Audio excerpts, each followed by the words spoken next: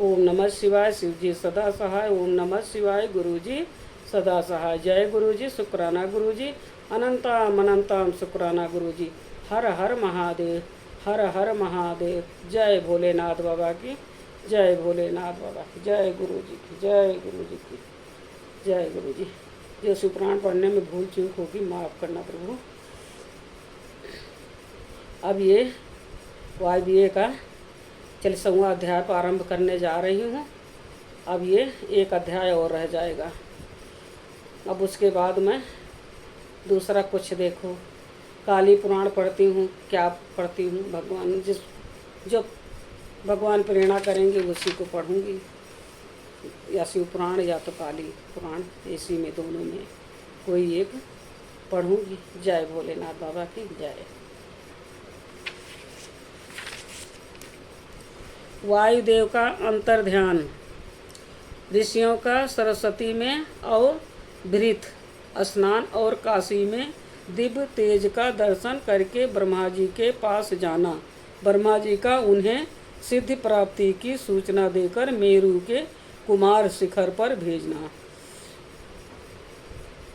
सूत जी कहते हैं, इस प्रकार क्रोध को जीतने वाले उपमन्यु से यदु कुल नंदन श्री कृष्ण ने जो ज्ञान योग प्राप्त किया था उसका प्रण तभाव से बैठे हुए उन मुनियों को उपदेश देकर आत्मदर्शी वायुदेव सायंकाल आकाश में अंतर्ध्यान हो गए। तदंतर प्रातःकाल नैमिषारण्य के समस्त तपस्वी मुनि शस्त्र के अंत में अब अवभृत स्नान करने को उद्यत हुए। उस समय ब्रह्मा जी के आदेश से साक्षात सरस्वती देवी स्वादिष्ट जल से भरी हुई स्वच्छ सुंदर नदी के रूप में वहाँ बहने लगी। सरस्वती नदी को उपस्थित देख मुनि मन ही मन बड़े प्रसन्न हुए। उन्होंने सत्र समाप्त करके उसमें गहन कर स्नान आरंभ किया। उस नदी के मंगलमय जल से देवता आदि का तर्पण करके पूर्व वृत्तांत का स्मरण करते हुए वह सब के सब बनारसीपुरी की ओर चल दिए। उस समय हिमालय के चरणों से निकलकर दक्षिण की ओर बहने वाली भागीरथी का दर्शन करके उन ऋषियों ने उसमें स्नान किया और भागीरथी के ही किनारे का मार्ग पकड़कर वह आगे बढ़े। तदंतर वाराणसी में पहुंचकर उन सबको बड़ी प्रसन्नता हुई। वहां उत्तर वाहिनी गंगा में स्नान करके उन्होंने अभिमुक्तेश्वर लिंग का दर्शन और विधि पूर्वक पूजन किया। पूजन करके जब वह चलने को उद्यत हुए तब उन्होंने आकाश में एक दिव्य और परम अद्भुत प्रकाशमान तेज देखा जो करोड़ों सूर्यों के समान जान पड़ता था। उसने अपने प्रभा के पासार से संपूर्ण दिग्गत को व्याप्त कर लिया था।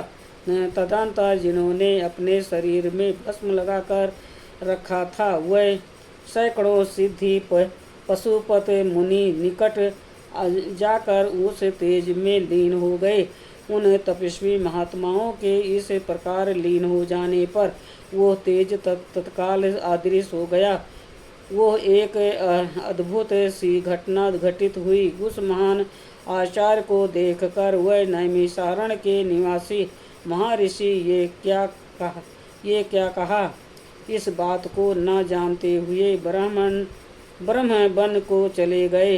इनके जाने से पहले ही लोक पवन देव वहां जा पहुँचे। उन्होंने नैमिषारण्य वासी ऋषियों का जिस प्रकार साक्षात्कार हुआ, जिस तरह उनसे उनकी बातचीत हुई, उन ऋषियों की शुद्ध बुद्धि जिस प्रकार प्रसादों सहित शंभ सदाशिव में लगी थी, उस जिस प्रकार जिन यज्ञ प्रायण ऋषियों का वो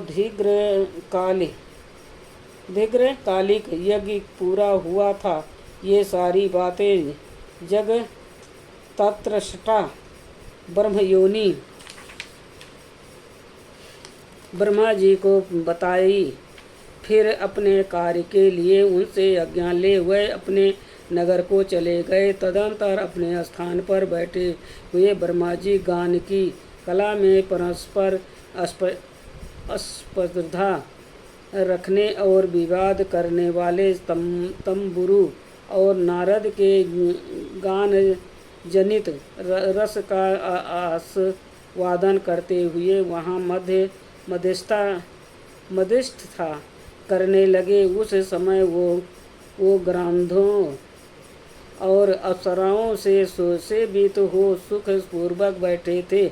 उस बेला में किसी बाहरी व्यक्ति को वहां जाने का अवसर नहीं दिया जाता था। इसलिए जब नैमिषारण्य निवासी मुनि वहां पहुंचे तब द्वारपालों ने उन्हें द्वार पर ही रोक दिया। वह मुनि ब्रह्म भवन से बाहर ही पृष्ठ भाग में बैठे गए। इधर संगीत गोष्ठी में नारद ने तुम्बुल की समानता प्राप्त की।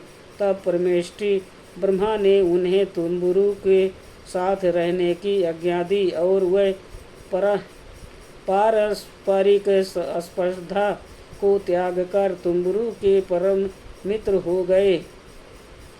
तत्पश्चात गंधर्वों और अप्सराओं से घिरे हुए नारद नकुल स्वर महादेव को भी बीड़ा गान सुनाकर असंतुष्ट करने के लिए तुम्बुरु के साथ ब्रह्म भवन से उसी प्रकार निकले जैसे मेघों की घटा से सूर्यदेव बाहर निकलते हैं। उस समय मुनिवर नारद को देखकर उन 6 कुलों में उत्पन्न हुए ऋषियों ने प्रणाम किया और बड़े आदर के साथ ब्रह्मा जी से मिलने का अवसर पूछा। नारद जी का चित्त दूसरी ओर लगा था और वह बड़ी उतावली में थे। अतः उनके पूछने पर बोले यही अवसर है, आप लोग भीतर जाइए। यह कहते हुए वह चले गए। तदंतर द्वारपालों ने ब्रह्मा जी को उन ऋषियों के आगमन की सूचना दी। उनकी आज्ञा पाकर वह सब लोग एक साथ ब्रह्मा जी के भवन में प्रविष्ट हुए। भीतर जाकर उन्होंने दूसरे से ही दंड की भांति पृथ्वी पर गिरकर ब्रह्मा जी को प्रणाम किया। फिर उनका आदेश पाकर वह ऋषि उनके पास गए और चारों ओर से उन्हें घेर कर बैठे। उन्हें वहां बैठा देख कमलासन ब्रह्मा ने उनका कुशल समाचार पूछा और बताया कि मुझे तुम लोगों का सारा वृत्तांत ज्ञात हो चुका है, क्योंकि वायुदेव ने ही यहाँ सब कुछ कहा है। और तुम बताओ, जब वायुदेव तुम्हें कथा सुनाकर अदृश्य हो गए तब तुमने क्या किया? देवसर ब्रह्मा के इस प्रकार पूछने पर उन मुनियों ने अवृथ स्नान के पश्चात गंगा तीर्थ में जाने, वाराणसी की यात्रा करने, वहाँ देवसरों द्वारा स्थापित शिवलिंगों और अभिमुक्तेश्वर लिंग के भी दर्शन पूजन करने, आकाश में महान तेजस पुंज के दिखाई देने का कतिपय महर्षियों के उसमें लीन होने तथा फिर उस तेज के अदृश्य हो जाने की सब बातें ब्रह्मा जी से विस्तार पूर्वक उन्हें बारंबार प्रणाम करके कहीं। साथ ही यह भी बताया कि हम अपने मन में बहुत विचार करने पर भी उस तेज को ठीक जान सकें। मुनियों का कथन सुनकर विश्व अस्त्रठा चतुर्मुख ब्रह्मा ने किंचित सिर हिलाकर गंभीर वाणी कहा, महर्षियों, तुम्हें परम उत्तम परलौकिक सिद्ध प्राप्त होने का अवसर आ रहा है। तुमने कालिक शस्त्र द्वारा चिरकाल तक प्रभु की आराधना की है, इसलिए वह प्रसन्न होकर तुम लोगों पर कृपा करने को उत्सुक हैं। उस तेज पुंज के दर्शन की जो घटना घटित हुई है उससे यही बात सूचित होती है। तुमने वाराणसी में आकाश के भीतर जो दीप्तिमान दिव्य तेज देखा था वो साक्षात ज्योतिमय लिंग ही था। उसे महेश्वर का उत्कृष्ट तेज समझो। उस तेज में और स्रोत और पशुपत व्रत का पालन करने वाले मुनि जो स्वधर्म में पूर्णतः निष्ठा रखने वाले थे और उस अपने पापों को दग्ध कर चुके थे, लीन हुए हैं। लीन होकर वह स्वस्थ एवं मुक्त हो गए हैं।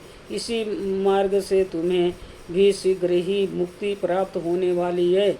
तुम्हारे देखे हुए उस तेज से यही बात सूचित होती है। तुम्हारे लिए ये वही बात दैव बस स्वयं उपस्थित हो गया है। तुम मेरु पर्वत के दक्षिण शिखर पर जहाँ देवता रहते हैं जाओ। वहीं मेरे पुत्र सनत कुमार जो उत्कृष्ट मुनि हैं निवास करते हैं। वहाँ साक्षात भूतनाथ नंदी के आगमन की प्रतीक्षा में हैं। पूर्व काल की बात है। सनत कुमार अज्ञान बस अपने को सब योगियों का भी शिरोमणि मानने लगे थे, इसीलिए दूर विनीत हो गए थे। यही कारण है कि उन्होंने किसी समय परमेश्वर शिव को सामने देखकर भी उनके लिए उचित अभिस्थान आदि सत्कार नहीं किया।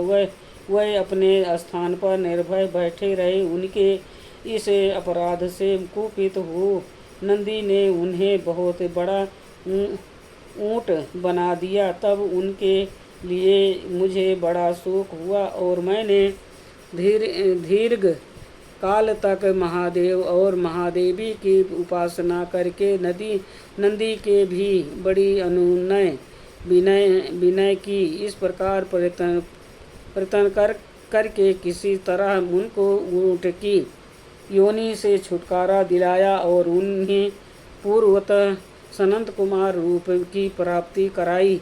उस समय महादेव जी मुस्कुराते हुए से अपने गणाध्यक्ष नंदी से कहा, अनंग सनत कुमार मुनि ने मेरी ही अवहेलना करके अपना वैसा अहंकार प्रकट किया था, अतः तुम्हें उनको मेरे यथार्थ स्वरूप का आदेश दो।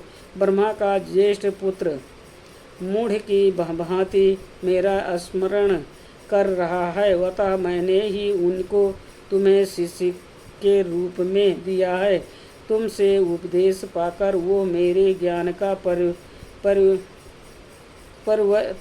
परिवर्तक होगा और वही तुम्हारा धर्माध्यक्ष के पद पर अभिषेक करेगा। महादेव जी के ऐसा कहने पर समस्त भूत गणों के अध्यक्ष नंदी ने प्रातःकाल मस्तक झुकाकर स्वामी की वह आज्ञा सिरोधार की तथा सनत कुमार भी मेरी आज्ञा से इस गणराज नंदी को प्रसन्न करने के लिए मेरु पर दुष्कर तपस्या कर रहे हैं। गणाध्यक्ष नंदी के समागम से पहले ही तुम लोग सनत कुमार से मिलो क्योंकि उन पर कृपा करने के लिए नंदी शीघ्र ही वहां आएंगे। विश्व योनि ब्रह्मा के इस प्रकार शीघ्र आदेश देकर भेजने पर वह मुनि मेरु पर्वत के दक्षिणावर्ती कुमार शिखर पर गए। आज का वायव्य संहिता का 40वां अध्याय संपूर्ण हुआ। ओम नमः शिवाय। शिव जी सदा सहाय। ओम नमः शिवाय। गुरु जी सदा सहाय। जय गुरु जी। शुक्राना गुरु जी। अनंताम अनंताम शुक्राना गुरु जी। हर हर महादेव। हर हर महादेव। जय भोलेनाथ बाबा की। जय भोलेनाथ बाबा। जो शुक्रान पढ़ने में भूल चूक होगी माफ़ करना प्रभु, माफ़ करना। जय भोलेनाथ। जय